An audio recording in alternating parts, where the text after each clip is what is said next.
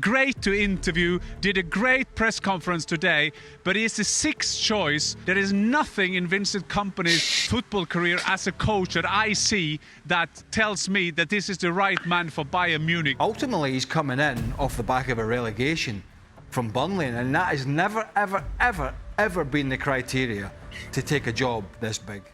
We are in crazy times. Championship managers are a hot thing now. Big clubs are risking it all for them, from Chelsea to rumours in Man United. But the jaw-dropping one has been Vincent Kompany to Bayern Munich. And Burnley have confirmed that Vincent Kompany has left the club to join Bayern Munich. I'm going to read that one again for you, okay?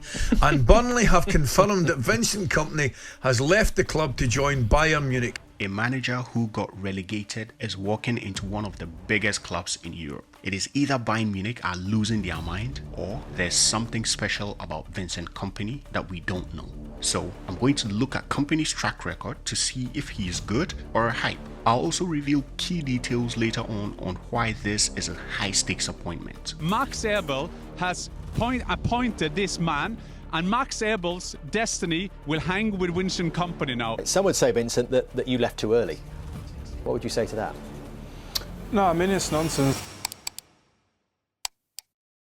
Kompany started his managerial career as a player coach at Anderlecht in 2019. Anderlecht is the most successful club in Belgium. But during this time, Anderlecht were a shadow of their past. Financial mismanagement was rife. Fans protested because of where the club was headed. Kompany's first task was to manage a troubled club for the next 3 years. He tweeted a rallying cry psyching up the young players Anderlecht had to rely on because there was no money. Some notable young players were a 17-year-old Jeremy Doku, Kemar Roof, and Alexis Salimarcus. The pandemic did not help matters, and Kompany finished 8th in his first season. His side showed bravery in attack. Anderlecht were second in progressive carries and scored 44 goals in 29 matches. But the bravery came at a cost, conceding a goal per game. Anderlecht led the stats in errors leading to an opponent's shot. The fans were far from happy with Kompany's performance.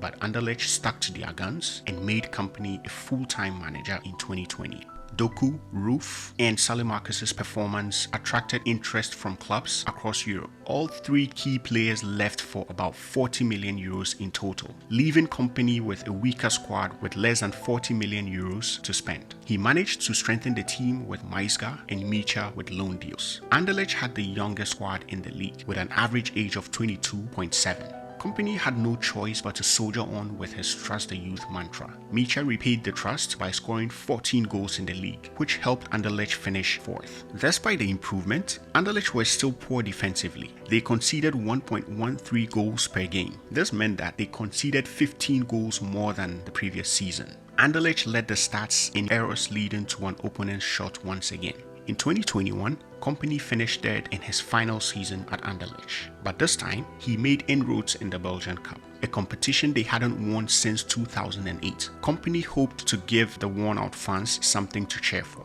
After 2 hours of football devoid of goals, Ghent put a dagger in the hearts of Anderlecht fans, beating them 4-3 on penalties to win the Belgian Cup. There's nothing I can say right now to make you feel better. Those are the hardest ones.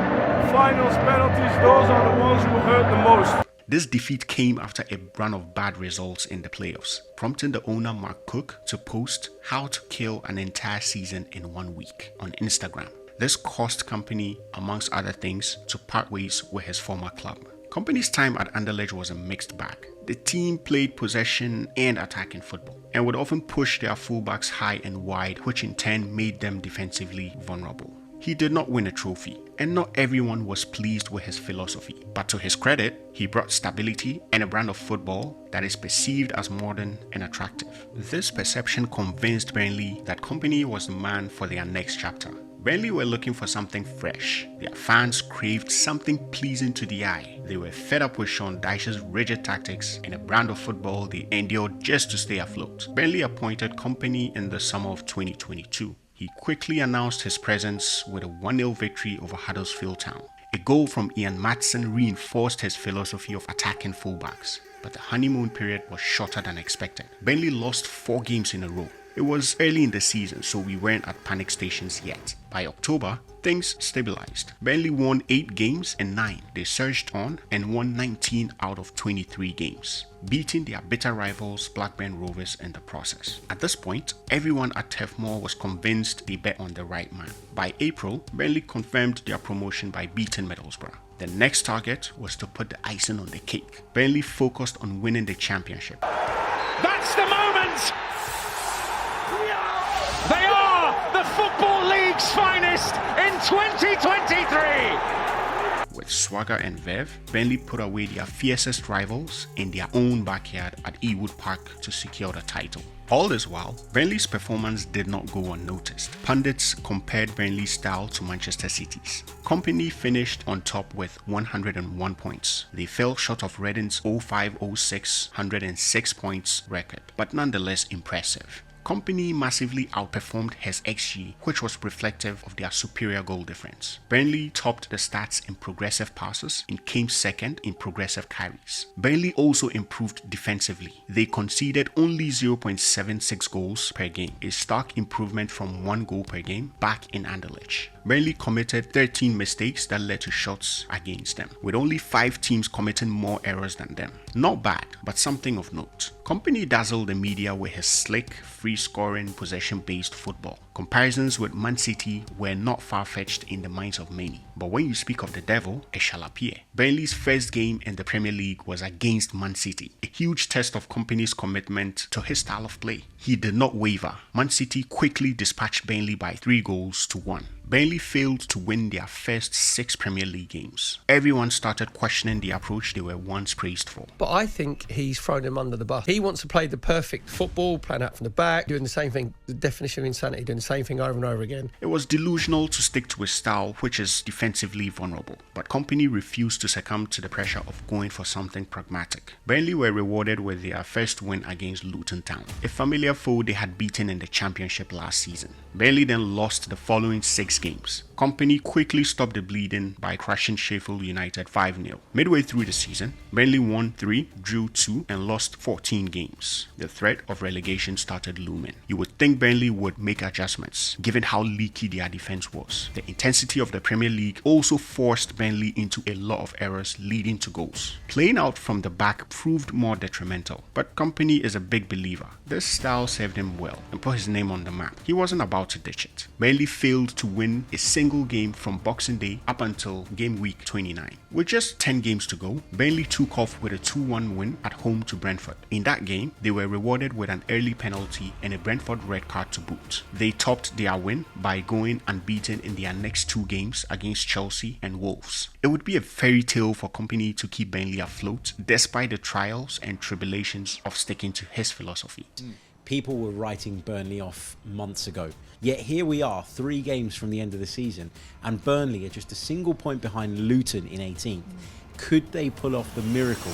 But that hope was cut short. Sean Dyche's Everton hit Burnley with a gut punch, but Burnley recovered by going the next 3 games unbeaten. That is, winning 1 and drawing 2. Burnley's survival was on everyone's lips now, but their last 3 fixtures weren't friendly. They lost their last 3 Premier League games, putting a nail in the coffin. Burnley's fate was sealed. They finished 19th with 24 points. They slightly outperformed their XG, but conceded 78 goals, 3rd worst after Sheffield and Luton. Burnley outperformed all the teams in the bottom half with progressive carries, a testament to playing on the front foot. But Kompany's conscience was clear. He did not betray what he stood for. This further solidified his brand. But losers are rarely rewarded. Or are they? Well, Burnley decided to commit to him on a long-term basis. Meanwhile, something was cooking elsewhere. All this time, Bayern Munich managed to put themselves in a precarious situation. They overestimated their attractiveness. They did not know that managers had caught wind of their indiscriminate firing. The latest victim was Thomas Tuchel. Even though he was kept at post until the end of the season, Bayern, however, did not realize how tough it would be to replace him. Xabi Alonso's feat was too attractive to ignore. He was the top candidate for Max Ebel and Christoph Freund, but Alonso was not eager for a new challenge yet. He informed Bayern Munich that that he was fully committed to Leverkusen.